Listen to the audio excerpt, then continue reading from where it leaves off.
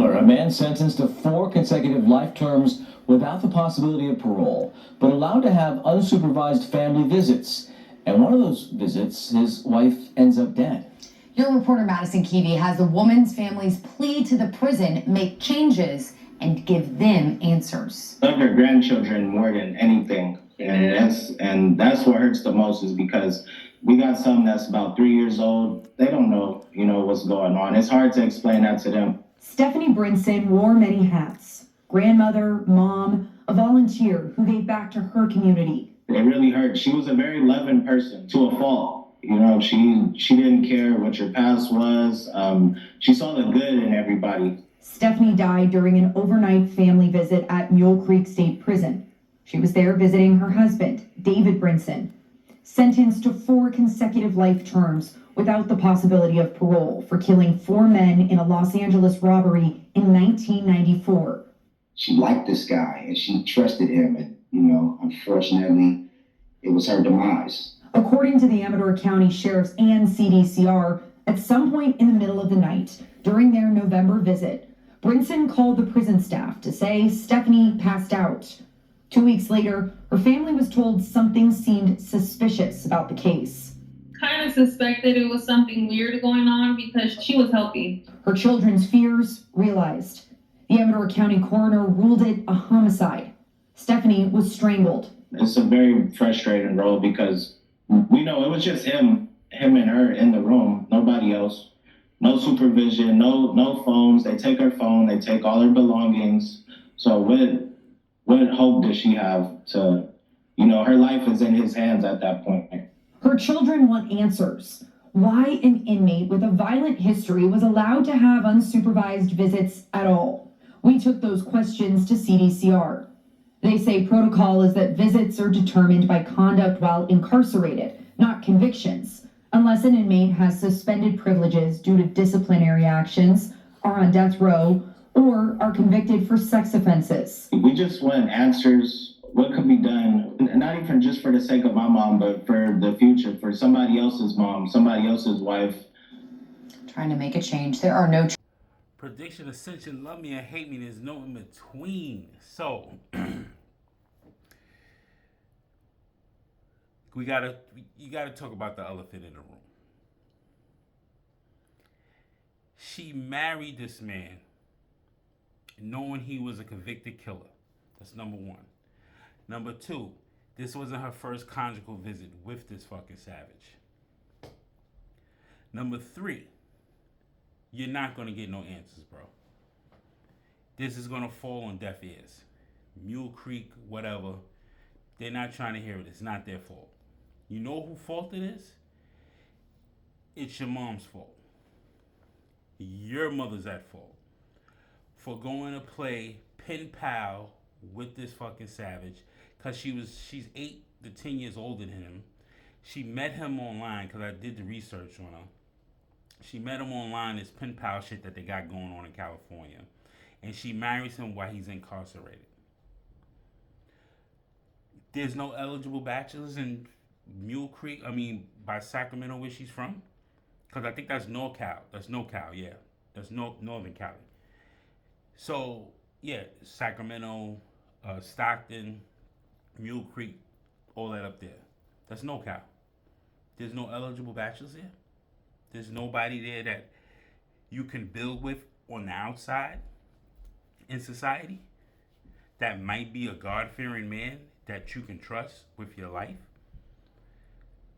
You rather say you have a husband in jail? The fuck is this? This is totally her fault. This is what all modern women are going through. And she's no different from my mother. I could use her as an example. Like, prime example. My mom's married a dude 6,000 miles away from West Africa. She can't get him over here, so she's feeling some type of anxiety and stuff because that's her husband. She didn't give the bus driver a chance out here. The store clerk, the barista, the truck driver, the the MTA worker, the DOT highway repairer. She didn't give that guy a chance, but she gave a guy 6,000 miles a chance. Oh wait, and mind you, she's 20 years older than this dude that she married. Yeah, my mom's. They're all delusional, bro. Women are children to this day. Men mature faster, logically, physically, everything, emotionally. We mature faster than women. Women are children. This proves because she lost weight, she looked good for her grandma. She was 62, 63. God rest her soul. But God bless the family that lost her. God bless some grandchildren. But mentally, she was gone. He gonna tell no 6-year-old woman what she is and he ain't gonna do. She gonna do what she wants to do. That's what his eyes gonna do. You know what I'm saying? So, with mom being said, my mother wouldn't give the guy a chance out here, living in the 5 boroughs or New York or whatever, another state. Another state, maybe been pimp house for another state. No, she married a nigga on another continent and felt the same situation that she felt, being lonely and stuff like that. So, not getting what she wants out here, or the physical attraction or relationship attraction, or whatever you want to call it. She decides to go get a guy that she knows where he's at 24/7, doesn't ever have other females in his face or whatever. But you're on a conjugal visit with this dude on a regular. Same thing with my mother. She goes back and forth and shit like that. Spending thousands of dollars. Sending shit in blue barrels to this motherfucker. Just to say she has a husband again. This grandma could have found a dude out here. But, of course, the nigga locked up, physically fit,